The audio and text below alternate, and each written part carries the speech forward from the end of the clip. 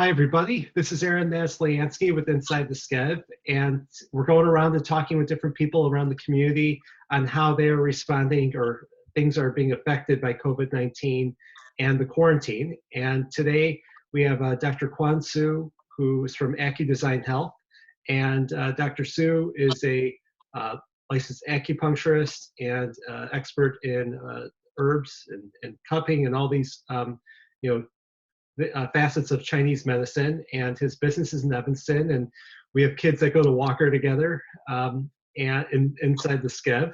So thanks so much for coming on today. Yeah, happy to be here. Yeah. Well, I'm sure you'd be happier inside your office right now. How are you responding? How are things affecting you here? Yeah, so what I typically see in my clinic are patients coming in for pain, stress, anxiety, sports injury. And it's been kind of tough because typically the work that I do with patients is very much hands-on, face-to-face. So now I've had to adjust and adapt my business. Just finalizing a few items here, and I'll be starting to do telehealth pretty soon with patients, and then working through like more of the herbal side with patients. Mm-hmm.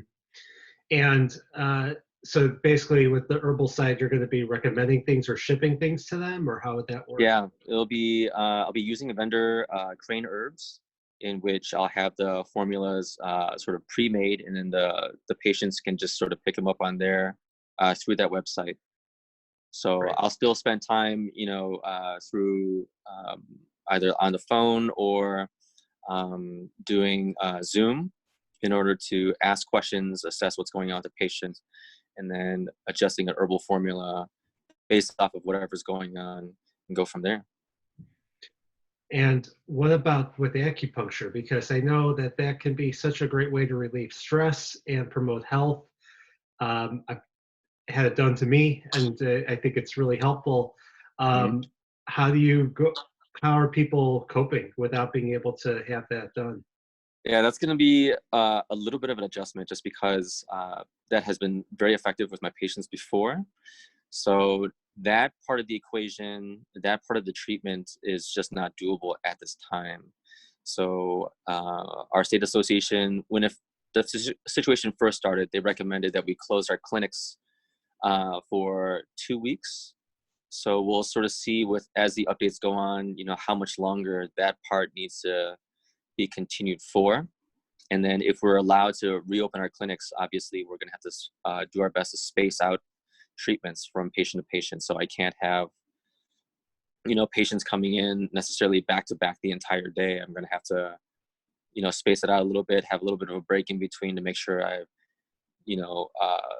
have proper cleaning protocols and all that stuff. But, that's still like at least a week or so away. So we'll see how everything goes and what type of updates we're gonna have. But right now it's focusing more on, connecting with my patients through either social media or individually, and then giving them recommendations. Let's say if they're doing stress, or if they're having stress and anxiety, which I assume a lot of people are experiencing right now. Yeah. Different types of ways of doing meditation, recommending, activity that you can do at home or in a safe location, obviously not out in public, not out in definitely crowds. that won't be available for a while. So no. How do you think, as people recover, Chinese medicine can help them, as we're able to actually fully be functional again? Yeah, so Chinese medicine, the interesting thing I talk to patients about when we discuss more the herbal formula side, for instance. So a lot of the herbal formulas will have a suffix in the name tang, T-A-N-G, and that means soup. So a lot of what I recommend with patients are like things that you can eat, things that you can consume, that doesn't have to sound so, so out there. Whereas something as simple as like a miso soup can make a little bit of a difference. Things to add into your daily or weekly dietary intake, or take out of your weekly dietary intake, that can benefit your health in different ways too. So if we are going to do the herbal formula side, we already have lots of herbs and formulas that have been sort of preset, have been empirically tested for thousands, if not hundreds of years. So it's just a matter of sort of meeting the patient where they're at, seeing what they're willing to do, and how can I do my best to help the patients improve their situation. Right. Mm-hmm. Have you spoken with anybody who's actually had the virus at this point? I have spoken with some people that have had the virus, but those are colleagues and people that I know outside of the Evanston area. Yeah. So I haven't had direct contact with anyone that I am aware of, or haven't spoken to anyone that I'm aware of that has the COVID-19 virus. Have when you spoke to colleagues about it, do they have any of these things helped to soothe some of the symptoms, I guess? Yeah. Obviously So not be a cure, but because we don't right. have a So cure yet. technically, we are not allowed to say that we have a cure for COVID-19, but we do have herbal formulas that will help to moderate and address many of the symptoms depending on the different phases of COVID-19. So there are herbal formulas that will help sort of boost the immune system in the beginning stages, or even like a general immune boosting formula that people can take. So that can be very beneficial, especially if you are forced to, for whatever reason, go out in public. Either it be the type of job that you have that requires more face-to-face interaction, if you have to do a lot of that type of stuff, a lot of that type of work.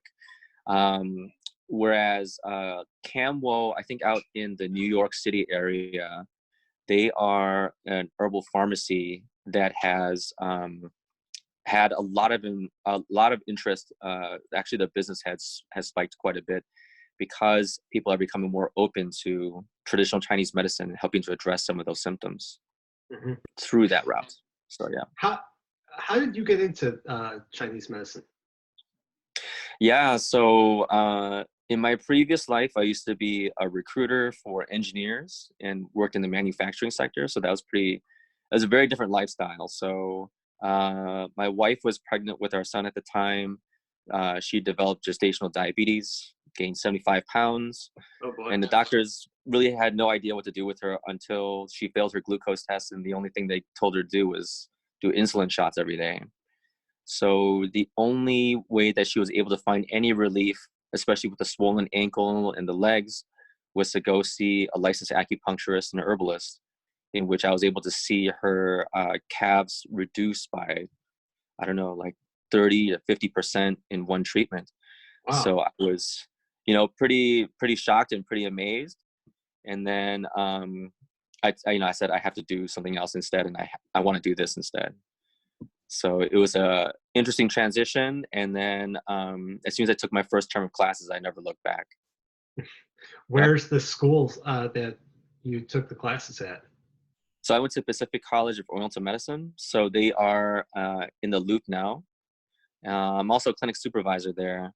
So obviously with the whole COVID-19 thing, I had to stop that for now. But once we start up again, and hopefully the next term, I'll be doing a private practitioner shift there as well, and helping some of the interns and guiding some of the interns on, what questions to ask, what are the different types of treatments we could do for patients, and then building strong relationships with patients, essentially, just to help them work through whatever they need to work through. Right. And I'm sure there's going to be a lot to work through as we all deal with the stress of what's going on. How are you coping with, basically watching your kids, trying to do business, basically managing all these different types of things together? Having structure, I think, really helps when you have, like for me, like I thrive on having a little bit of a routine, just because like before I used to have, like my office is right across the street from LA Fitness in downtown Evanston. So I used to have a schedule where, I'd block out an hour for lunch. That's my time to go exercise and eat. So now I have to make sure that I am, doing that exercise and having that routine at home.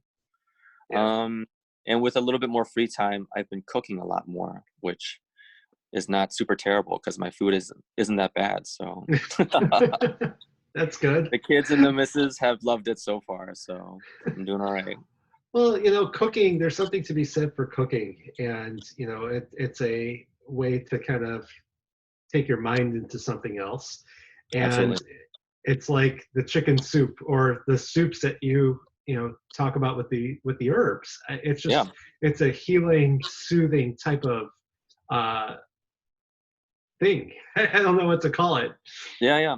It's definitely an activity in which, it's something that you have to focus on. You can't just necessarily automate in your brain.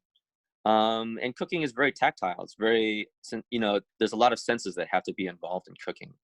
How does it smell? How does it taste? What's the texture of the food? And then having some more free time, I'm able to really commit more focus into, cooking a meal, and something as simple as, making dinner for the kids and, my wife, Donna. Yeah, it's been a lot of fun sort of diving into that a little bit more. I think the last time I really tried cooking a lot was maybe when the kids were little, or definitely way back in college. But yeah, now I have a little bit more time. Why not? We all have that time now. Yeah, exactly. Yeah. Have you been able to keep in touch with friends and everybody through Zoom calls or phone or whatever? Yeah, so actually I have some colleagues out on the East Coast that I've been meaning to meet up with for the past, year or two. And we actually did a Zoom call last night where I think about like 8 of us were able to meet up through Zoom. And it's great because then it's a lot cheaper. I don't have to buy an airplane ticket to fly out there and Right. hotel and all that stuff. And then it was great because I think we only planned it for like an hour, and we ended up spending like 2.5 hours together just to chit chat and catch up and talk shop a little bit too. So that's great. That's amazing. Yeah. I've had some calls with some people where it's like we were trying to meet up for 2 years, trying to figure out when are we going to get together, between travel or this or that. And it's like, yeah, finally we just did the Zoom call, and it's like, we should have done this a long time ago. Why not? Yeah. How do you think it's going to be as things go on? Are you looking at any of the types of government assistance and the SBA loans and things like that they've been offering? Yeah. So I've already applied to the SBA loan and government assistance to sort of see what my chances are, because I think one of them, if I remember correctly, was sort of like a lottery system, and then the other one is more of I guess I'll find updates out from that soon. So I don't know. I guess, it doesn't hurt to apply if you need it. But then after that, it's a matter of figuring out, how to keep a business going, and, how to make sure I'm able to still pay the bills as we progress and as we go. Right. Is it hard to do the application? No, actually the application was pretty easy to do. So I think it took me like 5-10 minutes just to slap everything together. Did you as long just as do you it have through a, oh, go ahead, I'm sorry. No, I was gonna say I think the questionnaire was like maybe 2 pages, so that wasn't too difficult to do. It's just a matter of, do you have your spreadsheets and your numbers in front of you? And then my wife, she's amazing. She's like, so we had an agreement a long time ago. Like, she handles financial, I handle medical. So then she set up this spreadsheet for me a while back, and I was able to punch all my numbers in. So it's easy to pull that stuff up. So, that's super key. And did you have to contact an SBA lender, or you just did it on the website? I think I just did it on the website. I think the link that they sent out, it was pretty easy to get onto. And then it's just a matter of just filling out the questionnaire and then going from there. Yeah. Well, I think I think a lot of people are going to be taking advantage of that. Yeah, for sure. That's the tricky part. Yeah. Yeah, I know, like Evanston, it's a great area, but also a lot of us, we own our own business or are part of a small business. So, the longer that we don't have access to, go see people face to face, or if we own shops or have businesses that require that face to face interaction, I think that's gonna affect a lot of us.